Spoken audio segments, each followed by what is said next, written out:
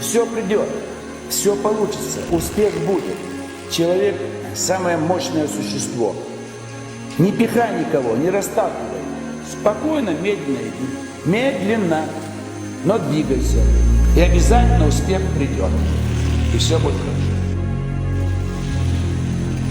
Каждый день нужно одевать все самое лучшее.